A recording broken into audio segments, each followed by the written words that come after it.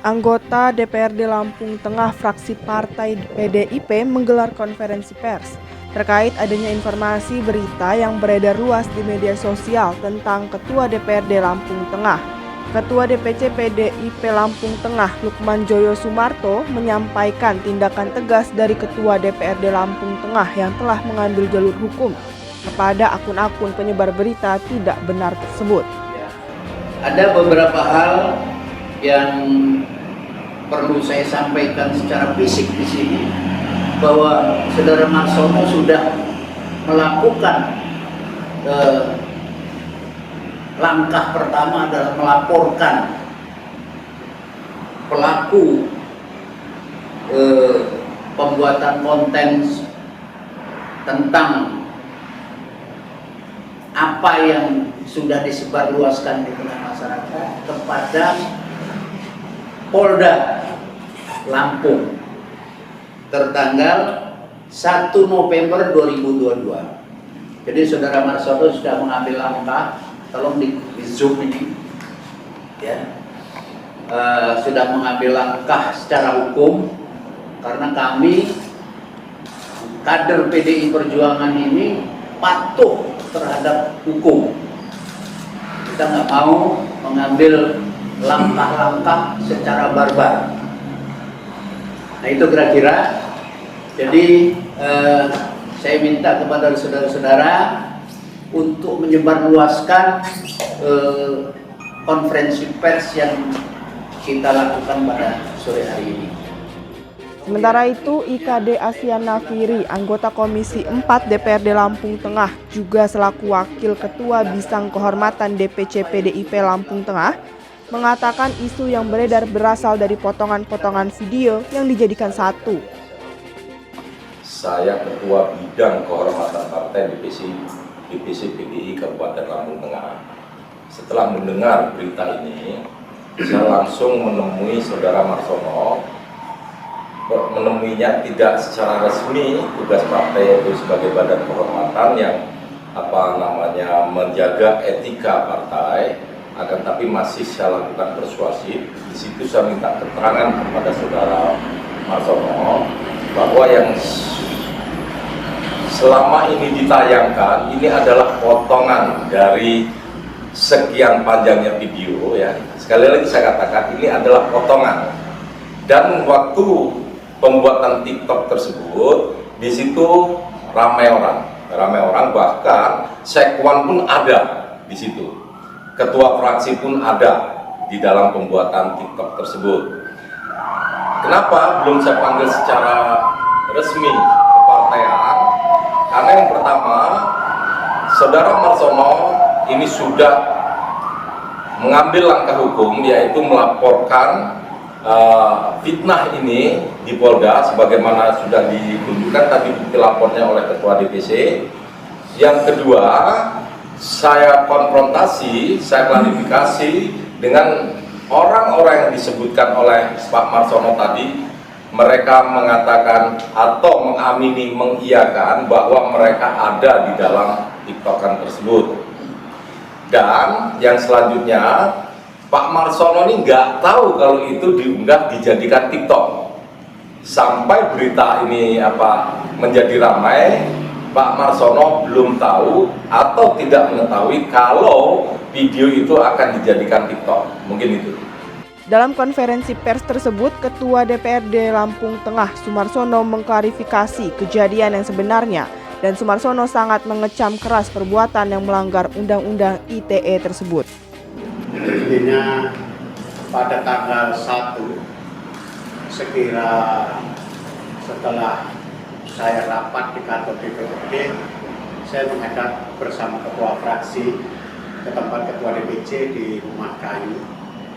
Kemudian saya ada bunyi HP settling, kemudian saya buka, dan saya detik itu juga saya ngomong sama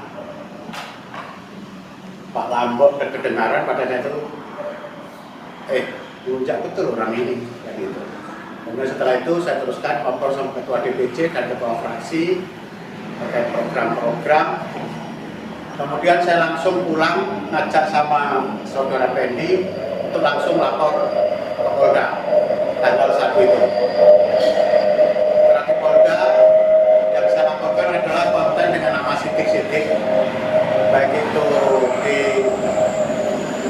Instagram dan Facebook. Adapun kalau melihat screenshot itu, ceritanya adalah berita di sana adalah TikTok antara saya dengan Lurah Bandar Jaya Barat. Seingat saya pada saat dia datang membuat TikTok itu ada Pak Lambok, karena pada saat itu setelah rapat paripurna kemudian kami ngopi di rumah kebun. Ada Bu Heni, kemudian ada Julian Effendi, ada Marino dan juga Sekwan. Setelah itu tiba-tiba dia datang TikTokan. Saya tidak bereaksi apa-apa, saya hanya merokok karena saya memang lagi ngopi sama merokok. Tiba-tiba tanggal 1 itu keluar screenshotan yang seolah-olah saya lagi berpelukan dengan Lurah Bandar Jaya Barat dan dikatakan di situ bahwa rumah kayu adalah rumah paling nyaman untuk bermesraan.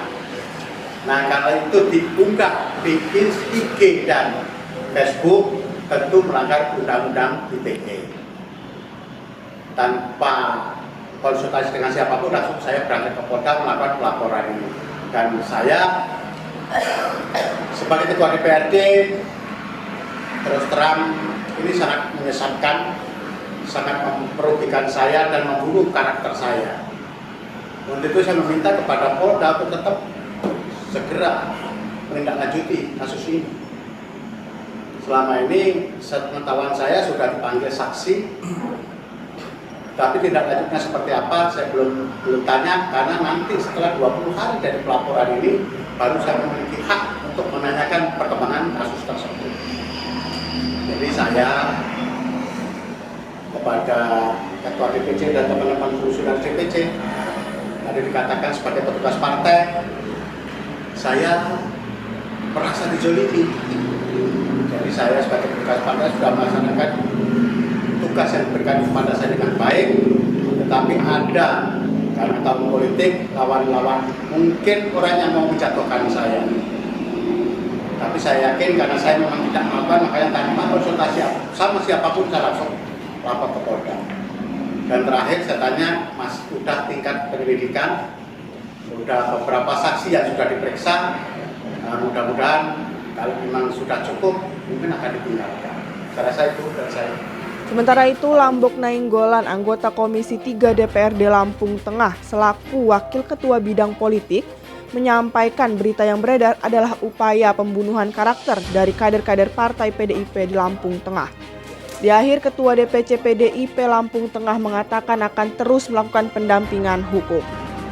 Karena bagaimanapun ini kan sudah menjelang tahun politik, maka kami berasumsi bahwa menganalisa tentu saja ini ada reaksi-reaksi dari orang-orang di luar Partai PDI Perjuangan yang melakukan sebuah upaya-upaya pembunuhan karakter lah dari kader-kader kami PDI Perjuangan. Maka terhadap siapapun orang-orang yang melakukan upaya-upaya pembunuhan karakter atau merugikan Partai PDI Perjuangan, kami siap melawan dengan cara apapun. Karena kami ini adalah kader partai dari Partai PDI Perjuangan yang sudah memang tumbuh besar di negara ini, dan kami punya kekuatan mesin partai yang banyak. Artinya kami akan melawan upaya-upaya dari pihak luar yang melakukan pembunuhan karakter terhadap PDI Perjuangan dan juga sekaligus merugikan Partai PDI Perjuangan. Saya kira itu dari saya tambahan. Saudara-saudara, sikap kami PDI Perjuangan Kabupaten Lampung Tengah terhadap pemberitaan yang menyesatkan yang sudah beredar di tengah masyarakat. Silakan kepada saudara, kalau ada yang perlu ditanyakan kepada kami persilakan. Pendampingan hukum tentunya akan kita berikan pendampingan hukum manakala itu diperlukan. Ya. Kalau sejauh ini masih berupa laporan kepada pihak Polda, ya kita tunggu apa hasil dari laporan itu sendiri. Pak, kalau memang belum nggak sesuai dengan harapan kita karena kita merasa belum, upaya apa langkah ke depan kita laporan kemana Bang? Mungkin ke Mabes Polri gitu Bang? Tentunya kita akan berjenjang ya. Kita berupaya kader PDI Perjuangan ini taat terhadap hukum, aturan-aturan hukum, aturan-aturan hukum. Dan itu tentu aparat penegak hukum juga tidak akan main-main. Tidak akan main-main terhadap laporan-laporan yang sudah kita layangkan, sudah kita sampaikan kepada kepolisian daerah Lampung. Berapa akun yang dilaporkan? Gimana? Berapa akun yang dilaporkan? Dua akun yang dilaporkan. Silakan yang lain ada? Baiklah, terima kasih kepada saudara-saudara, para insan pers yang berkesempatan hadir pada sore hari ini. Memang kita mendadak mengadakan konferensi pers ini, mengingat tadi ada kejadian berupa demo yang dilakukan oleh beberapa oknum, entah itu LSM, entah itu orang per orang bergabung. Itu maka kami mengadakan konferensi pers sehingga jangan sampai terjadi ketimpangan dalam pemerintahan. Saya rasa itu. Terima kasih sekali lagi saya sampaikan kepada saudara-saudara sekalian. Lebih dan kurang saya mohon maaf. Saya akhiri billahi taufiq wal hidayah. Wassalamualaikum warahmatullahi wabarakatuh. Dari Lampung Utara, LDS TV mengabarkan.